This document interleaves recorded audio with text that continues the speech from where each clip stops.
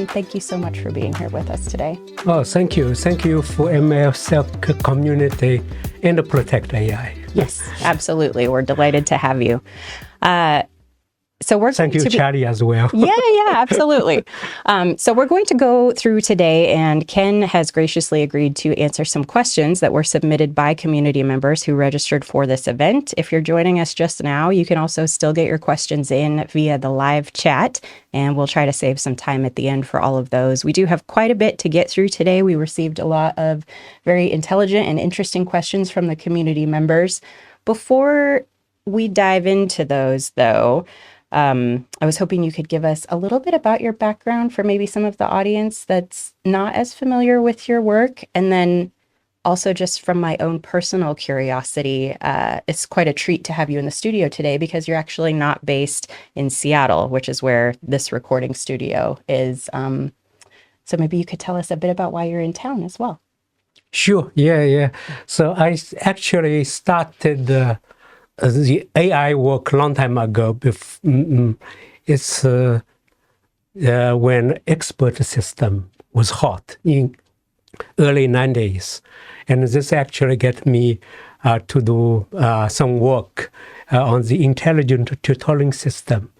My first paper published was Springer, the same publisher here, right? Yes. Is on the modeling of the student model, like you have shallow model, deep model. So it's, but at that time, because of the data, you don't have a lot of data. So it's more like the rule-based expert system. It's brittle, right? But just moving forward now, my focus is really on the security aspect, on the generative AI, and also on the blockchain. Yeah. I published a few books on the blockchain as well, but my current focus certainly is AI. Where I'm here, certainly it's an honor to be here in the studio for the MLSecOps communities, lots of good members, lots of participants, lots of good questions.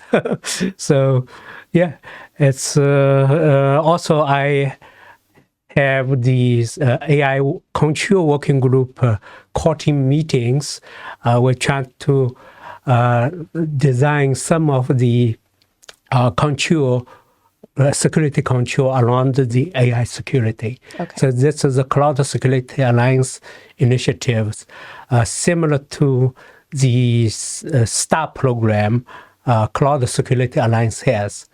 It's the giving the CISSP or cloud service provider the certification, right? So eventually we try to also have the AI STAR program to give these AI providers or developers some certification, all right? That's volunteer, of course. So that's a very initial step. Thank you, Protect AI. Also have people participate, so yes, that is good. Yes, they do have a couple of delegates going to the AI Control Working Group meeting. And a follow-up question from me before we jump into the community member questions, that AI Control Working Group with the Cloud Security Alliance, is that something that the public or community members can contribute to, or is there an initiative tied to that control working group that they can contribute to, or is that right now kind of a closed initiative? Yeah, it's really open. The idea is it's open to participate. It's also the result is also open source. So last year, I think we have AI Think Tech Day. Before we have a Think Tech Day, there's lots of discussion about Cloud Security Alliance to move into AI. Like it's because the majority of AI workload will be on the cloud. So the Cloud Security Alliance having so many years in this cloud security space, it's natural fit, right, to do the work. So we had the AI Safety Initiative, which is chaired by Caleb Sima. Yes. Right. Caleb's going to be on the podcast next month, by the way. Wow, great. Yeah. Yes, he is certainly smart. He's much better. Oh, gosh. I'm surrounded by greatness on a regular basis. Yeah. So, yeah, and James Rivers, he's the CEO and the founder of the CSA. So, we have 4 working groups. I will co-chair the AI control working group. Yes. That's why the reason I'm here. And I also co-chair with Nick Hamilton from OpenAI. I co-chair the organization responsibility working group.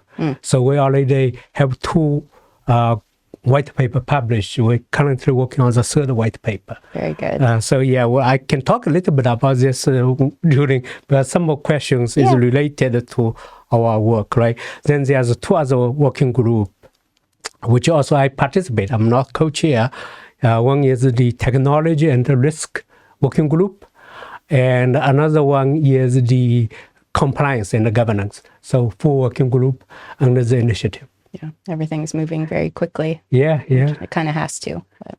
Right. Okay, thank you, Ken. Let's dive into the community questions now. And we'll start setting the stage for this session, which we invited questions around the theme of generative AI security, because that is something that we're very interested in looking at and learning about within the MLSecOps community, machine learning security operations. So we'll start with a set of questions that is within that vein, but I also want to note we did receive several questions that are a little outside of theme. We're going to ask them anyway because you're here, and I would love to take advantage of that if that's all right. But I'm trying my best. yeah, no, it's going to be wonderful. So let's get started with a few questions from community member Rico. Rico, thank you so much for the submission. The first is, Ken, how do you think the security landscape will change in terms of large language models, or LLMs, paired with RAGs, retrieval-augmented generation? Yeah, very good question. So the attack surface will increase, right? Previously, like if you look at the just purely from traditional security, you do have network security, application security, infrastructure security, right? And now you have the model security, you have data security, now have the RAG, retrieval-augmented generation. So one of, I published some blog, in addition to the book, right? I published a blog post with Cloud Security Alliance. So one of the most popular blog posts is about RAG security. Perfect. So I'm talking about different touch point that we need to secure the RAG, including the encryption. Because if you put the data in embedding space, there's research that you can reverse engineer the embedding data to its plain text. Right. So if you don't have the access control, you may have the financial data and salary data exposed, right, to some other people, right? Although it's internal, right? Yeah. So sensitive information, and also you need access control, and you need based on the output before you sending the RAG information to the LLM. This LLM may be the third party, right? It's not maybe internal. And then you need also validate to do the privacy detection or PII data detection. So there's lots of touch point. I think so many questions. I don't want to dive too deep, but it's a good question, right? Yes. And check the blog post. Check Ken Huang RAG. You should be able to find it. Yeah, I was just going to say any of the references that Ken makes during today's sessions, blog posts or other resources that you refer to, we will Google search or Perplexity is very good. Oh, yeah. Yeah, Perplexity search RAG security. The top one is my article. Yes. Okay. I'll go find most of these for everyone listening and post them in the after notes of the show. So, thanks. All right. Next question from Rico.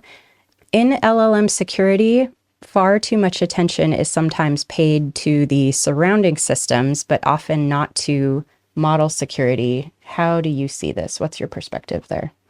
Yeah, so this is also a bigger topic, right? The model can be your own model, right? So you put a lot of money to train for it. Right. That's your intellectual property. So there is a way, like NVIDIA currently have the trusted execution environment, GPU, so it will encrypt the weight in its a trusted platform. So there is a certain way. And also, another way you look at it is if you download the model from Hugging Face. Or some other Or public repository. Exactly. Yeah. It's maybe in pickle format or it's binary. It may inject some malicious coding into it, but the model can be executable, right? Mm-hmm. So if you are not careful, you can load the model, it will damage your system or steal the sensitive information. And there's also lots of model attacks.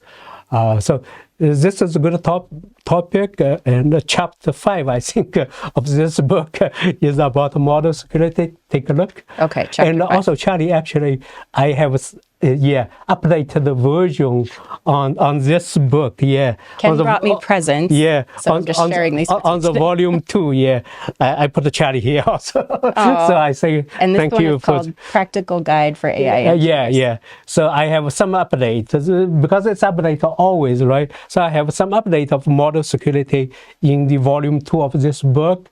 And I also mentioned Protect AI because certainly Protect AI has done lots of work in the MLSec and model security, True. model scanning, open source, and some the commercial version, right? Right. So it's all documented here.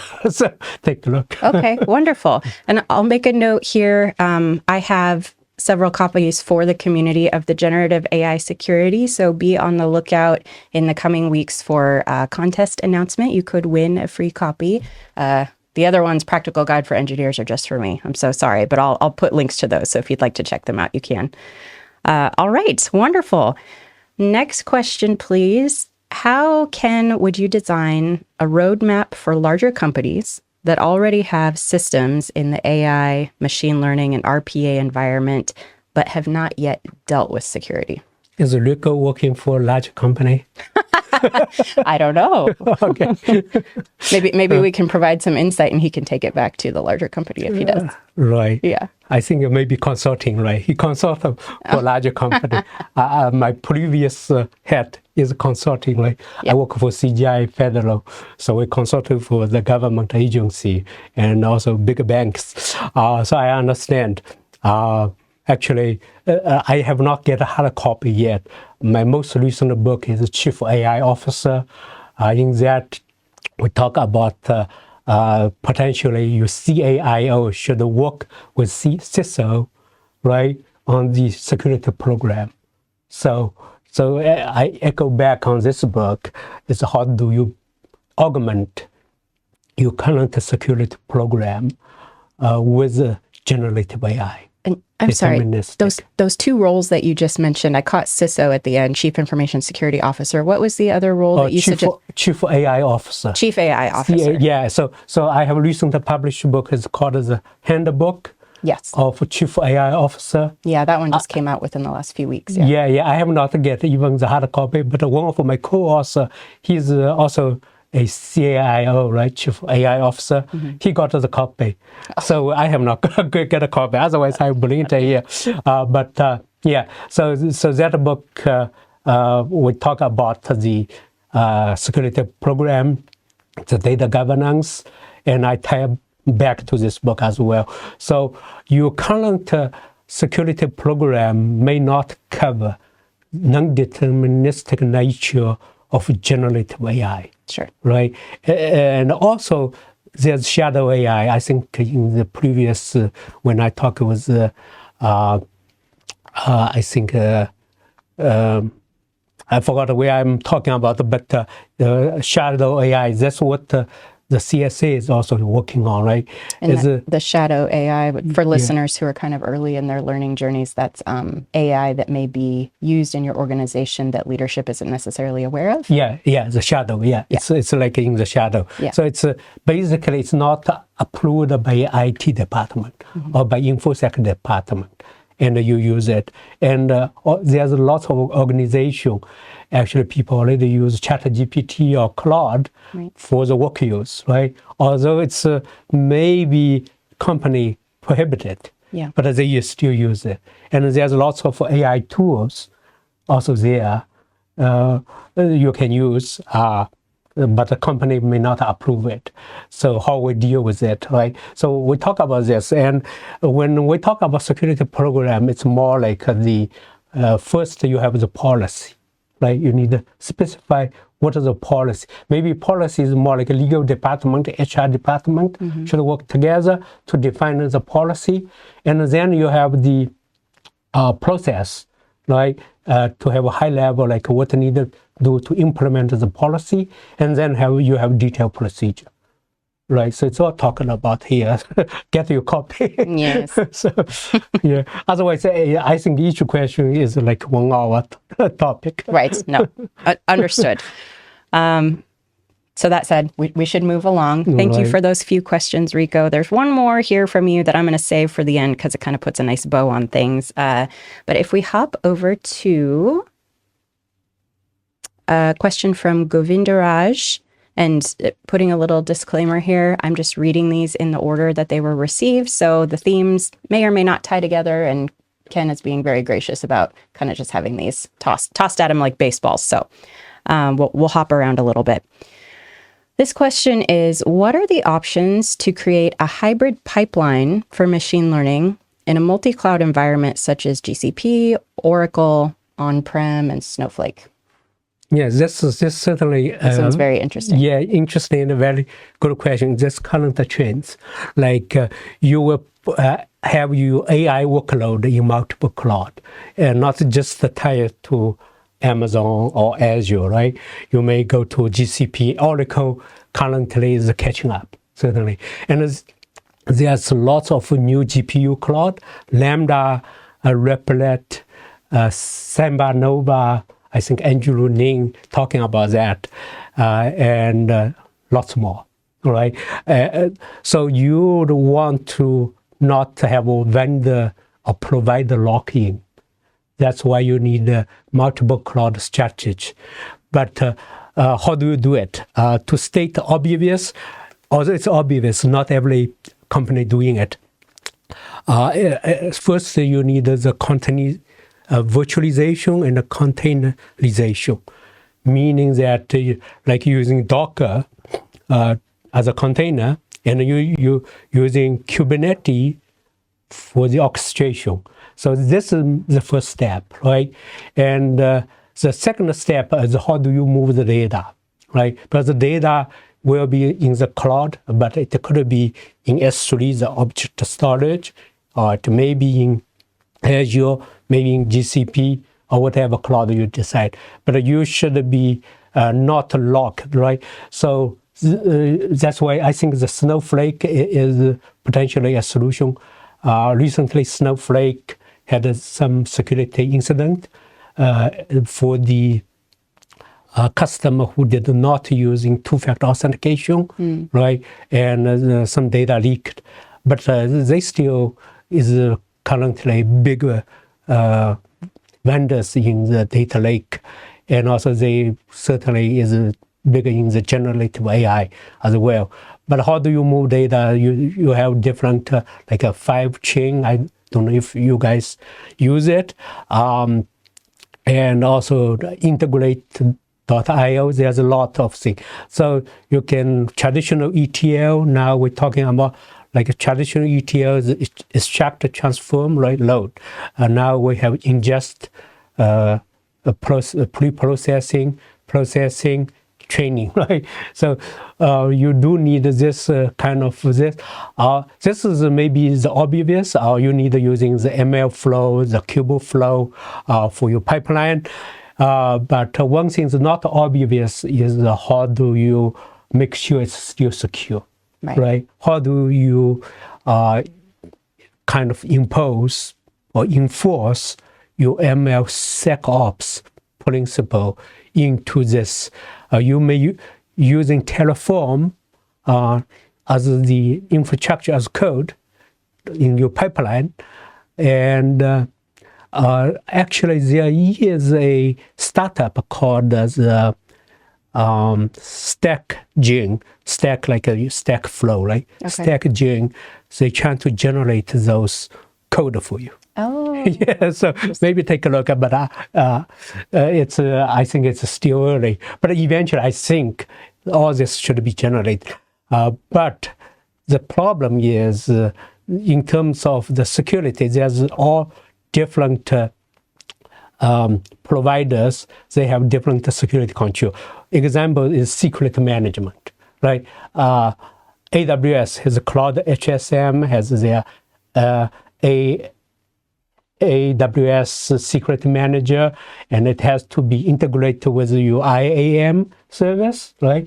And Azure has the Azure Vault. Do you use different kind of secret solution? It's needed a different skill set. That's really hard, right? It's not easy, actually, intuitive to set this up. Sure. Even you're using a cloud kind of cross platform security management solution, such as HashiVault, it's still not obvious. But yeah, this is why it's really hard to kind of apply the MLSecOps in this hybrid multi-cloud environment. But we have to, right? Otherwise, your security is your weakest point. Yep. So yeah. Anyway, I can talk more, but I think that's it. We should have booked a double session today. Okay, thank you, Ken. This next question is from Karen. Thank you for the question. This says, where do you see AI sec responsibility end up in the company's cybersecurity org, considering it creates multiple data trust boundaries, span across multiple tech stacks, and other data risks, which seems wider or bigger than AppSec? Right, yeah. So application security, its current established process is you have the pipeline, CICD pipeline, you have the SAST or static scanning, and you have DAST, SAST scan example, like you're using Fortify, Sneak, like value code, right? So to scan the code. And then you have Dust, which we're using Netscape, or now it's called Invicti, and a different tool, right?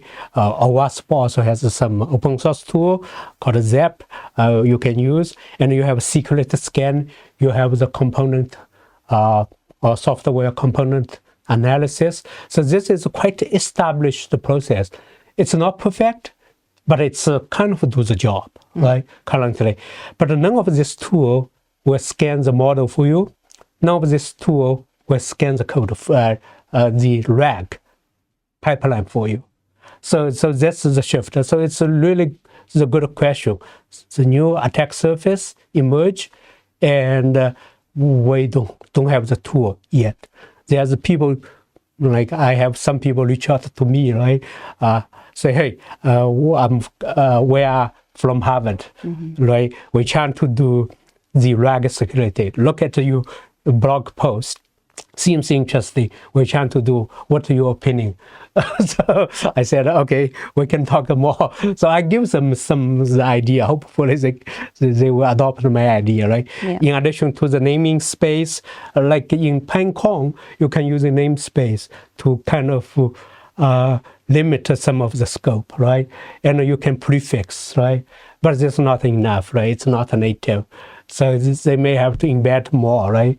And also maybe you have to have a proxy kind of to do the access control. But there's lots of, it's still early, I would say. Yeah.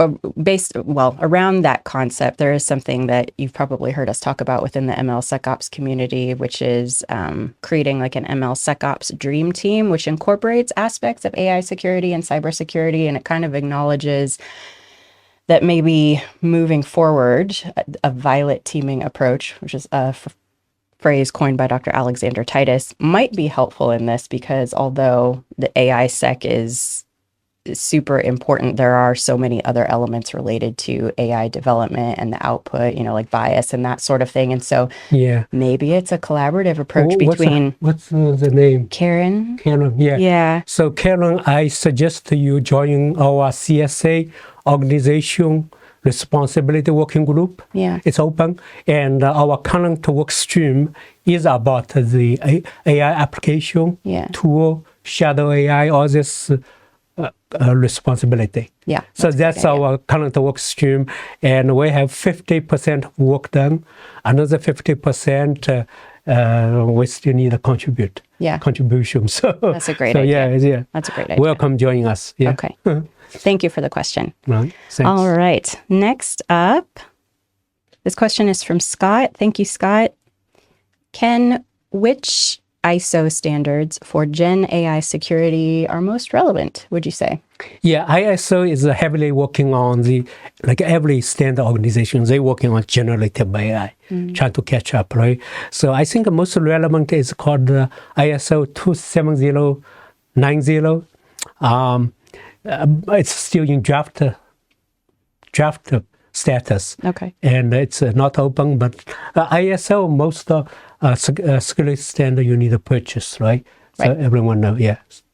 But if you want to have some open source version, OWASP top 10 currently, right? And also CSA, we work. And another thing is the United Nations. It's not a purely United Nations organization, but it's established under the UN framework. It's called the World Digital Technology Academy. So currently, I also co-chair the AI Safety, Trust, and Responsibility Working Group. We publish 3 white papers now. One is the Generative AI Application Security testing standard or testing requirement. It's more like requirement, right? Another, the most recently published is supply chain. Maybe take a look, and I encourage Protect AI, take a look and give us comments for the new release. And another is more model security. Okay. So those 3. So those are open source. You don't need to buy for it. Just download. Right.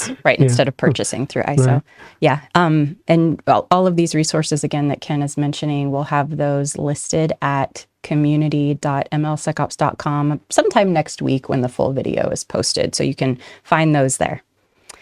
Awesome. Next question is from Gennady regarding open source data sets. How is the best way to ensure that they are safe? And are there any tools you'd recommend that we use to scan open source data sets? Yeah, so the data set sometimes may contain some may be innocuous but redundant, missing values, all this, right? Some may have the bias and maybe have malicious content. So there is some tools, the data cleaner, they're open source, right? Data cleaner, Great Expectation, ALIBI, I think Alibu, I forgot. It has been a while. I think maybe you guys have also maybe have some suggestions. Yeah, Protect AI does have some open source tools available. I'm thinking more about along models and not just data set, though we have that model scan. Yeah, it's the model scale open source also. Yeah, I'll include some links to those as well. Thank you for that call out. Right. So this, but the question is not just like scanning. It's more like a data governance. Right. Like how do you know the provenance of data, right? After you know your provenance, where it comes from, and then you need to do the data cleaning. And you need make sure to have the monitoring status, and you need to have secure storage for it. And if you really do it for training, you may want to remove the sensitive data, right? So all this is data governance. And here, More in the book. chapter 4. I think Okay. chapter 4 is data security, if I remember well. Okay, I'll make sure that we get it. Awesome. This question from Rajneesh. Thank you for the question. Have you noticed any new emerging trends in exploiting ML models recently? So I think OWASP Top 10 trying to look into it. Right? Okay. We have 2.0 now. But still, the prompt injection is one, and system prompt injection is a candidate there. Model distillation attack or model theft, it's already in the top 10. And model hijacking. Model hijacking means that using some of the model you have, it injecting some of malicious code, right? Mm-hmm. So it's hijacking your model, and when you load it, it will run malicious code. So yeah, I think the new attack is always like hack is getting very creative. Defense need to catch up. This good question. Although like currently we are more like data centric, right? We focus more on data. That's correct. But the model, like it's also important, right? Right. So we should protect the model as well. Yeah, including encryption of the model. If you spend so much money to fine tuning it or even training it, you need to protect it. Right. Yeah. Thank you. Okay, this next question, I'll preface with some background. So within the MLSecOps community, we talk a lot about security for AI, like cybersecurity practices for AI, building security into MLOps workflows using DevSecOps principles. This next question is really interesting, though, because it's kind of the flip side of things. It's from Malini, and they want to know about generative AI tools that can be used for cybersecurity. Yeah, I have to mention it's in chapter 10. Yeah, I was going to say right. You do a section about that in the book as well, kind of the dual use thing. Right, dual use, yeah. So it's leverage generative AI for the security. I think I have 6 different categories, if I still remember. One is application security, right? There's a new tool, ISA. In the ISA, there's one quiet AI. They trying to publish it. I think I go there to take a look. I will have to say they are not quite yet. No one is quite yet there, right? But it's we are trying to catch up. And also Burp GPT, right? The Burp suite has Burp GPT. So that's in application security. There's a compliance. There's generative AI for the compliance. There's incident response, I think. And there is the some of the threat hunting, right? So those 6 categories, take a look here. So, but one thing I currently really interested is using AI agent, right? So people may think I'm in the book business, but it's my hobby, right? I recently signed a book contract with same Springer. Certainly, this book is very well received. So Springer continues signing the book contract with me. It's on the AI agent. So there's one section is on the AI agent for the offensive security. Another section is AI agent for defense security. Yeah. And then another chapter is AI agent security itself. So I may write just one chapter. I do have some expert knows more than me on the other 2 chapters. So that's, yes. That's upcoming. I think it will be next year, not this year. Okay, good. I'll keep an eye out for it. Overall, would you say some of the generative AI applications or what have you that exist right now that their purpose is for cybersecurity functions. Are any of them mature enough? Gosh, what's the question that I'm trying to ask? Where would you say that they are in terms of maturity level, or are we still at kind of the very beginning stages of that development? Yeah, I think there's so many coming out. One thing, I think still you need to do your own research, but one tool is really for trying. It's using agent. It's called a drop zone. I think Caleb know. Yeah, drop zone, right? This one, I think it's quite good. It's trying to using the AI agent to kind of do some of the threat hunting, the communication. I think CTO is Edward Wu. Okay. Yeah, so maybe take a look. Yeah. Okay. Yeah, I have heard of that one. Right, actually. right. Okay, awesome. Thank you. This next question, you touched on this topic a little bit in some of your other responses. Mayank wants to know, what are key security considerations for data protection during fine-tuning LLMs and during runtime or inference? Yeah, all good question, I think. Yeah, a little extra there. Yeah. So during fine-tuning, I think it's almost similar during even the pre-training, right? You need to make sure your data is sourced correctly. You need to clean your data, and you need to make sure the privacy. You need to do privacy impact analysis. I think that's like how it impacts your application, and also secure storage of your data, where you put your data, right? If everyone have access, then it's not good. Like if you put in S3, there's a lot of S3 bucket issues. Like if you not configure correctly, the storage, like people have access, everyone can have access. So that's certainly during the fine-tuning phase, and during the influence time, I think you need to make sure your model, right? Then again, your model is secure.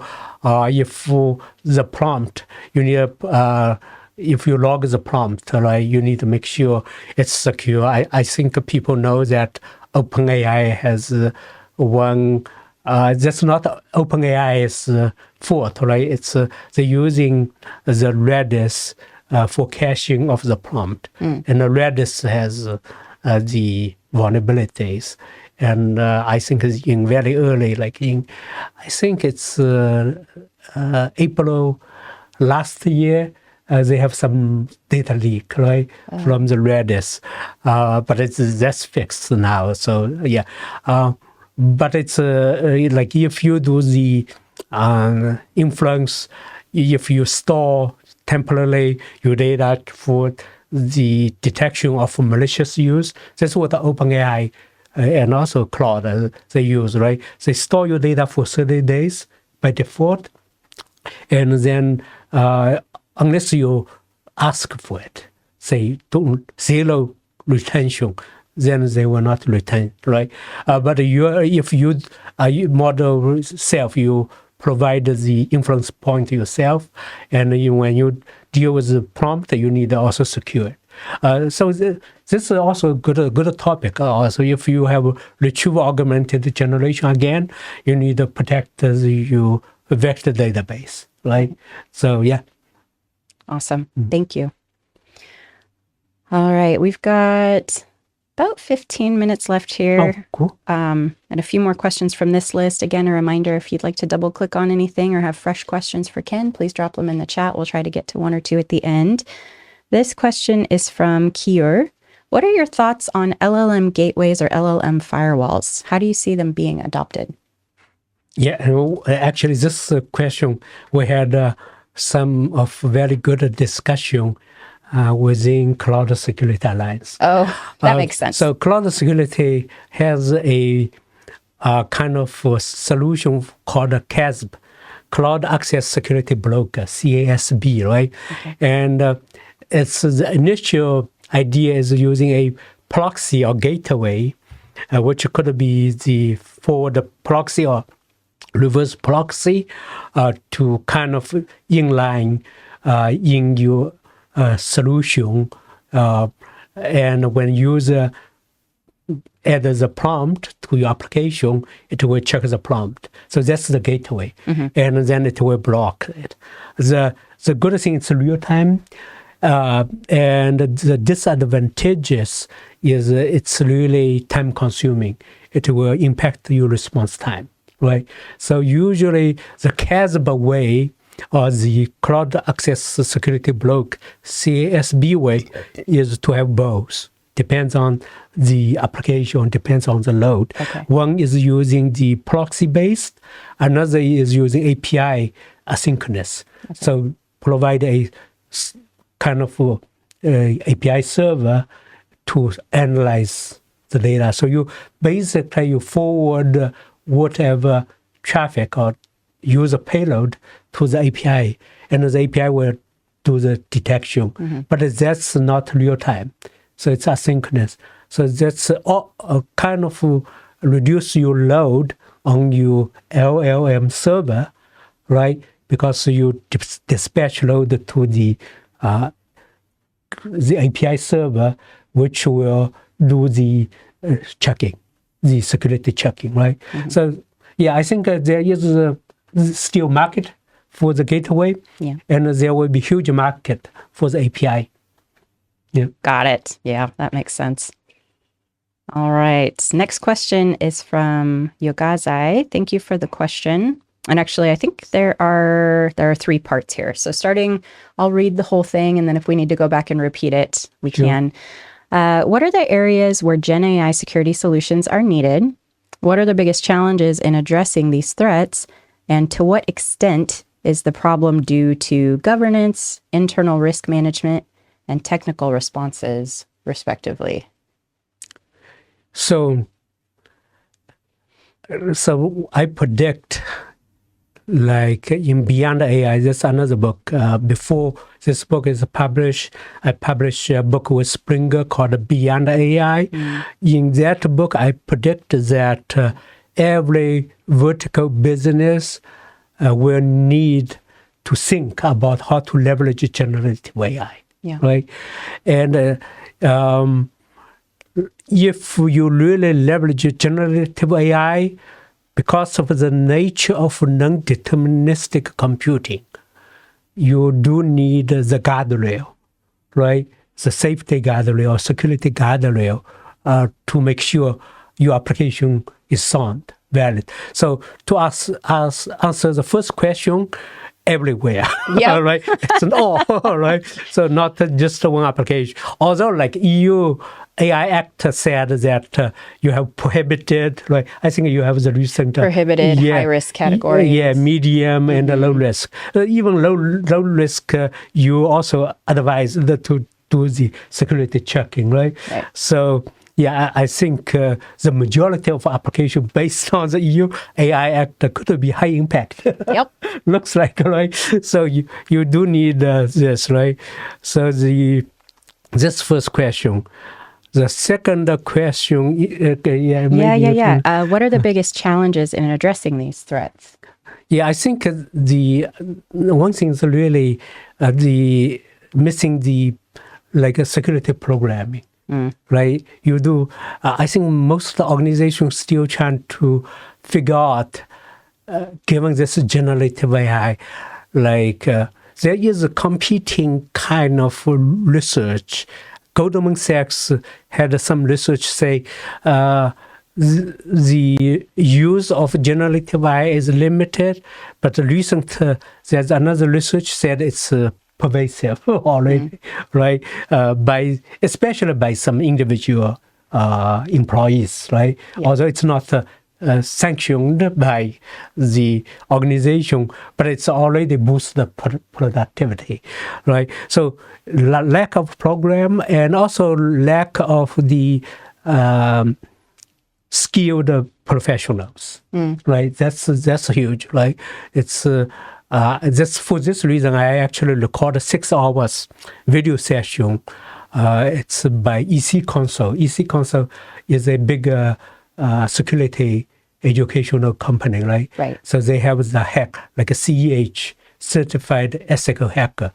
You can get a completion certification by follow my 6 hours course, video course. Yeah. So it's trying to teach the AI professional to have some cybersecurity knowledge, and for cybersecurity professional to have the AI knowledge. I was just going to ask you if you would agree that one of the biggest risks is organizations trying to determine where the knowledge gaps are and how to cross those bridges between security professionals and AI developers, ML engineers, and even into, leadership teams in the boardroom, understanding what the problems are so that they can help guide these other teams. It feels like that's where some of the risk lies, as well as just not knowing where to share the knowledge. Exactly, yeah. It's the board, the CEO also need to be focused on this as well, And so you talk about that a little bit in the course you just mentioned, is like the security folks focusing a little bit more on AI or learning more about it. And then for the EC console, it's